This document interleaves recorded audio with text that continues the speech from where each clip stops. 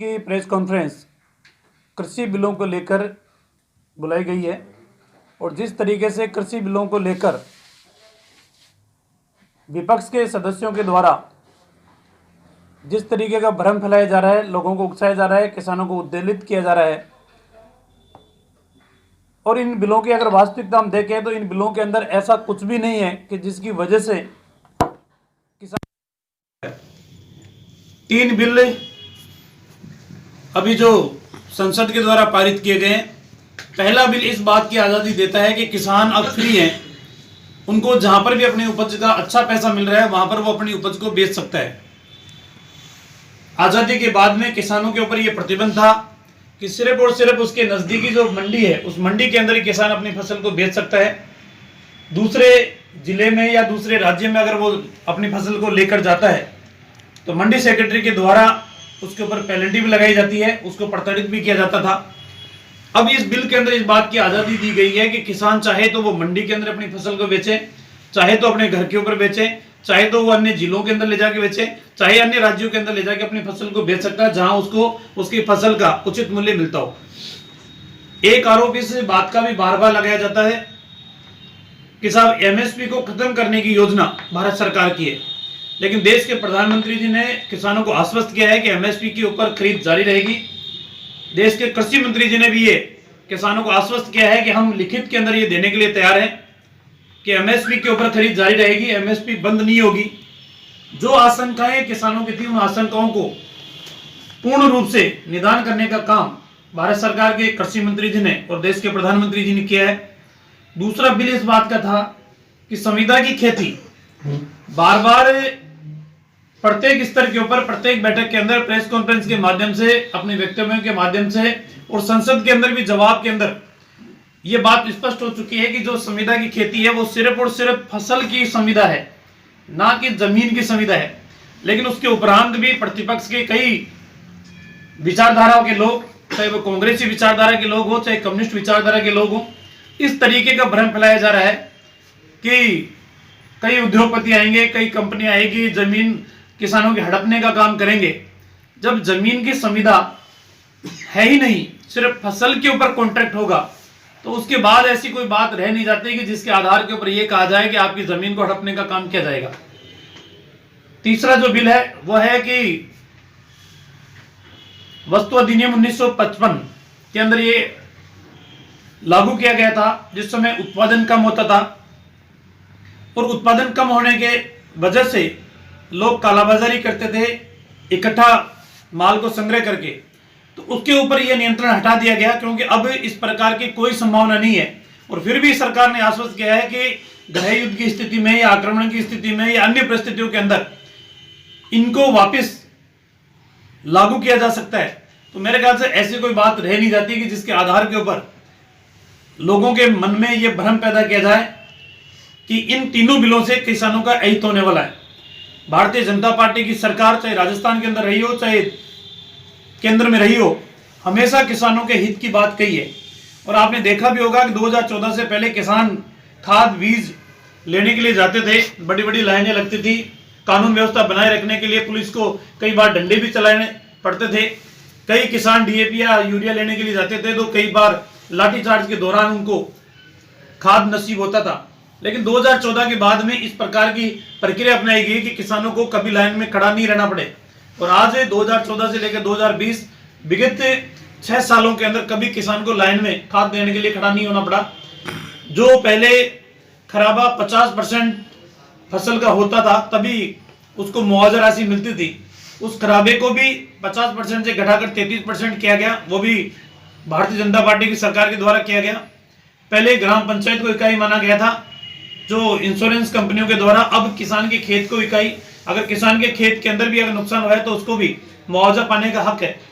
राजस्थान के अंदर भी भारतीय जनता पार्टी की सरकार ने चाहे ओलावृष्टि हो चाहे शीतलहर की वजह से अगर किसानों की फसल का नुकसान हुआ है तो उसको हमेशा मुआवजा देने का काम किया है। कांग्रेस की सरकार ने इस प्रकार का कृत्य कभी नहीं किया। भारतीय जनता पार्टी की सरकार ने 10,000 रुपए की सब्सिडी किसानों को एग्रीकल्चर बिलों के अंदर देकर गई थी, 833 रुपए प्रति माह। राजस्थान की सरकार ने आते ही सबसे पहले उस एग्रीकल्चर सब्सिडी को अंदर केसीसी के भी वो किसान ऋणधारी जिन्होंने केसीसी के माध्यम से ऋण ले रखा है। मैं चाहूंगा कि राजस्थान की सरकार संपूर्ण कर्ज माफी का वादा पूरा करे और केसीसी के धारकों को भी वो ऋण माफी का लाभ देने का काम करे। राजस्थान के अंदर और चाहे केंद्र में यूपीए सरकार के समय दोनों ही कांग्रेस की सरकारें जब जब भी रही है, किसानों के हित में कोई काम नहीं किया। और मैं चाहूंगा कि इन तीनों बिलों के अंदर 1% भी किसानों का अहित नहीं है। और जब देश के प्रधानमंत्री जी ने आश्वस्त कर दिया, उसके बावजूद भी इस तरीके का भ्रम फैलाने का काम प्रतिपक्ष के कई सदस्य कर रहे हैं, कई विचारधारा के लोग कर रहे हैं। मैं चाहूंगा कि भ्रम में आने की आवश्यकता नहीं है। इन तीनों बिलों से किसान का हित होने वाला है और यदि इन बिलों के अंदर थोड़ी सी भी अगर किसानों का हित होगा तो भारत की सरकार इसको गंभीरता से लेकर उनके हित का काम ही करेगी, अहित का काम कभी नहीं करेगी। तो आज की प्रेस वार्ता का मुख्य बिंदु यही था कि इन तीनों बिलों को लेकर जो भ्रम फैलाया जा रहा है, उस भ्रम के अंदर किसानों को आने की आवश्यकता नहीं है। और दूसरा, कल 25 तारीख है, अटल बिहारी वाजपेयी जी की जयंती है।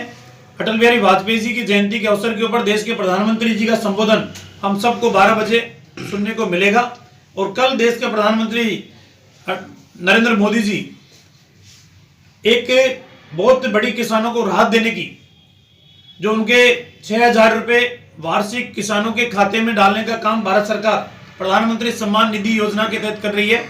उस योजना के तहत बहुत बड़ी राशि भी ट्रांसफर कल होगी। आप सबसे मैं चाहूंगा और इस प्रेस कॉन्फ्रेंस के माध्यम से भारतीय जनता पार्टी के तमाम कार्यकर्ता से चाहूंगा कि कल की देश के प्रधानमंत्री जी नरेंद्र मोदी जी का उद्बोधन हम सब सुने।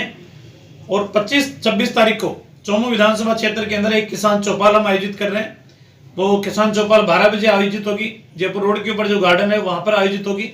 तो ये कार्यक्रम हमारे निरंतर रूप से किसानों को सजग करने के लिए, जागरूक करने के लिए और इन तीनों बिलों से किसानों का हित होगा, ऐसी मैं आप सभी से एक निवेदन और करना चाहूंगा कि वर्तमान में परिस्थितियों के अंदर जहां भारत सरकार ने किसानों के एक ने अनेकों ऐसी योजनाएं, जिसके अंदर स्वामीनाथन आयोग की रिपोर्ट जो कहती थी 2007 के अंदर जब ये रिपोर्ट आ चुकी, उसके बावजूद भी 2014 तक यूपीए की सरकार रही, उसके ऊपर कोई मंथन नहीं किया। लेकिन देश के प्रधानमंत्री जी ने कहा है कि 2022 तक किसानों की आमदनी दुगनी करने का हमारा लक्ष्य है। वो दुगनी करने के क्षेत्र के अंदर भारत सरकार काम कर रही है। लेकिन जिस तरीके से किसानों का अहित करने का काम और सिर्फ अपना राजनीतिक स्वार्थ सिद्धि साधने का काम कांग्रेस और अन्य घटक दल कर रहे हैं, मेरे ख्याल से अनुचित है। और कम से कम किसानों के हित में कभी तो कांग्रेस खड़ी रहे, ऐसी भगवान उनको सद्बुद्धि दे, मैं ऐसा भी ईश्वर से चाहूंगा।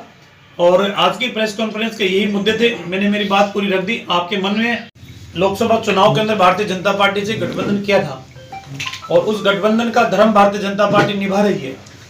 जब संसद के अंदर ये कानून पेश किए गए, बहस के दौरान भी, बहस के उपरांत भी, जब उनसे पूछा गया था कि जो संसद के अंदर कानून पारित किए गए हैं उनके बारे में क्या है, तो उनके सुप्रीमो ने यही कहा था कि ये किसानों के हित के अंदर है। अब क्यों है, कैसे है, क्यों कर रहे हैं, ये उनका व्यक्तिगत मामला है, उनकी पार्टी का निर्णय है। वो जैसा निर्णय चाहे वैसा निर्णय करें, लोकतंत्र के अंदर सबको आजादी है। बाकी मैं ये कह सकता हूं कि इन तीनों बिलों के अंदर किसानों का 1% भी अहित नहीं है। ये तीनों बिल किसान को उन बेड़ियों से आजादी दिलाने के लिए है जो वर्षों से उनके पैरों के अंदर जकड़ी पड़ी थी। दिखने में ये लगता है कि मंडी के अंदर जो व्यापारी खरीद रहे हैं, मंडी का टैक्स उन व्यापारियों के ऊपर लग रहा है, लेकिन वास्तविकता ये भी है कि कोई भी व्यापारी, चाहे मैं हूं, अगर मैं भी कोई इंडस्ट्री लगाता हूं तो मैं उसकी लाभ हानि का गणना पहले करता हूं कि मुझे कितना लाभ हो रहा है, कितनी हानि हो रही है, और उसके बाद के अंदर उसका मूल्य मैं तय करता हूं।